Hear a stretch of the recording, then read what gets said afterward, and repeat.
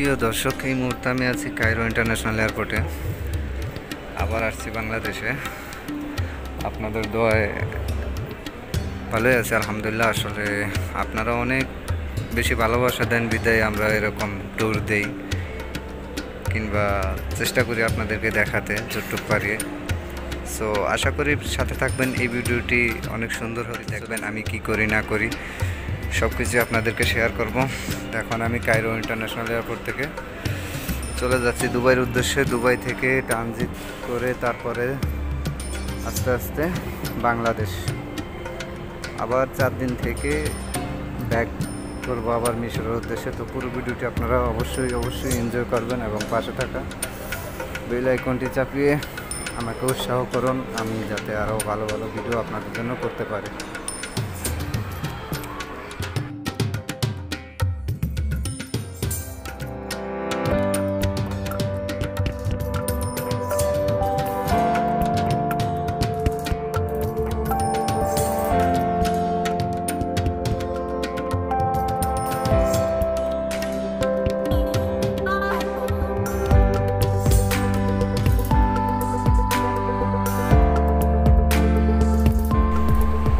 এখন এই মুহূর্তে কায়রো শহর থেকে যাচ্ছি দুবাইয়ের উদ্দেশ্যে।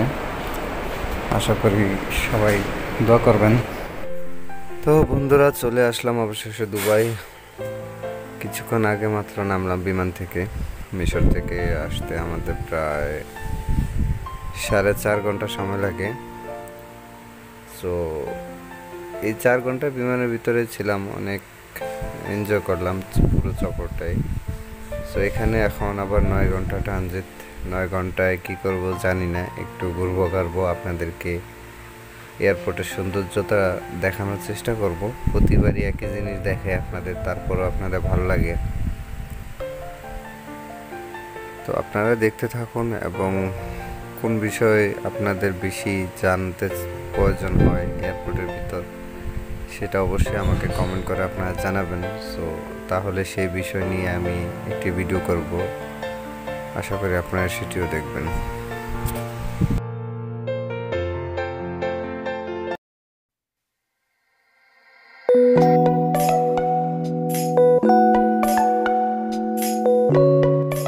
তো দর্শকরা, আপনাদের অনেক ভালো আমি অনেক কিছু দেখাতে চেষ্টা করলাম আপনাদের এখানে দুবাই এয়ারপোর্টে। তো এখন আছে আমি দুবাই থেকে বাংলাদেশে গিয়ে আবার দেখা হবে আপনাদের সাথে। মিশর থেকে রওনা হয় দুবাই, প্রায় 9 ঘন্টা ট্রানজিট শেষ করে এখন আমি আবার একটু পরে বাংলাদেশের উদ্দেশ্যে। সো দেখতে থাকুন এবং চ্যানেলটি বেশি সাবস্ক্রাইব করেন যাতে আমি আরও ভালো কিছু আপনাদের উপহার দিতে পারি।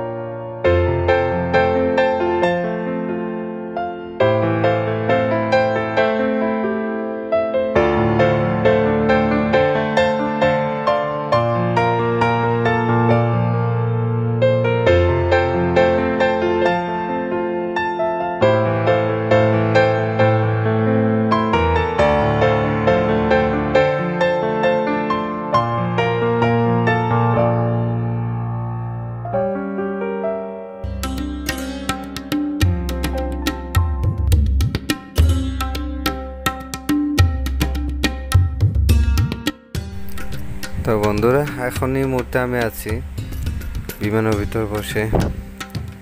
অবশ্য যখন আমি বিমানে উঠলাম তখন দুবাইতে দিন ছিল, তখন বাংলাদেশে ঠিক রাত ছিল। দুবাই থেকে বিমান ছাড়ার পর প্রায় 1 ঘন্টার পরেই আধারে চলে আসলাম। যখন আমি আন্ধারে চলে আসলাম ঠিক তখনও দুবাইতে দিনই ছিল, প্রায় সন্ধ্যাবেলায়। সূর্য ডুবো ডুবো অবস্থায়। তো আসলে এরকম একটা এক্সপিরিয়েন্স আমার কাছে খুবই সুন্দর, ভালো লাগলো। আশা করি আপনারা যারা ট্যুর করেন, বিভিন্ন দেশে যান, তারাই অবশ্যই এই জিনিসটা জানেন বেশিরভাগ কেমন হয়। তো আমার কাছে খুবই ভালো লাগলো। দেখা হবে আবার বাংলাদেশে গিয়ে। তো দর্শক, চলে আসলাম বাংলাদেশ থেকে এখন চলে যাচ্ছে আমার নিজের বাড়িতে, চাঁদপুরের ইলিশের বাড়ি চাঁদপুর। দর্শক, চলে যাব মিশর আবার। এখন আছি লঞ্চে। দেখুন আমি কীভাবে বসে রয়েছি লঞ্চে। আসলে কি একটা বসা, আমার ভালোই লাগে এভাবে বসতে। এখন এই মুহূর্তে আমি চাঁদপুর লঞ্চ ঘাটে আছি, লঞ্চে উঠে বসে আছি। আজকে যাব ঢাকা গিয়ে করোনা টেস্ট করে আল্লাহ বাঁচালে আপনাদের দোয়ায় সম্পূর্ণ সব কিছু ঠিক হইলে কবে পরশু ফ্লাইট ভোর 7টার থেকে এয়ারপোর্টে ঢুকবো, 10টা বাজে ফ্লাইট। সো দোয়া করবেন আপনারা। আমি আছি এই মুহূর্তে বাংলাদেশ এয়ারপোর্টে। সো চলে যাচ্ছি মিশরের উদ্দেশ্যে। দেখা হবে আপনাদের মিশর গিয়ে। আস্তে আস্তে যাচ্ছি। আসলে আমাদের দেশের এয়ারপোর্ট অনেক সুন্দর, হয়তো আমরা ভালো করে রিভিউ করতে পারি না। বিভিন্ন নিষেধাজ্ঞা আছে আমাদের এয়ারপোর্টে। সো চেষ্টা করবো যেটুকু পারি আপনাদের দেখাতে। চ্যানেলটি সাবস্ক্রাইব করে অবশ্যই পাশে থাকবেন, আর বেশি বেশি লাইক কমেন্ট করবেন।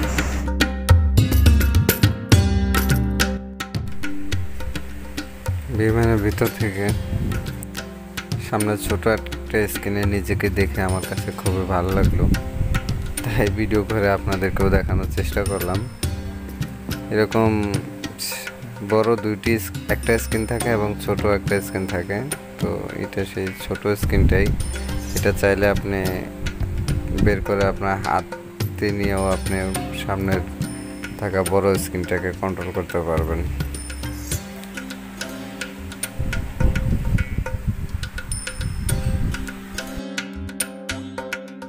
আর এখন এই মুহূর্তে আমি ঠিক মিশরের প্রায় অনেকটাই কাছাকাছি। দুবাইতে এখানে কোনো আর ভিডিও করলাম না, কারণ দুবাই আমার কোনো ট্রানজিট ছিল না। আসার সময় এক বিমান থেকে নেমে অন্য বিমানে দৌড়িয়ে আমার অন্য বিমান ধরতে হলো, কারণ আমার ট্রানজিট ছিল প্রায় 1.5 ঘন্টার মতো। এই 1.5 ঘন্টা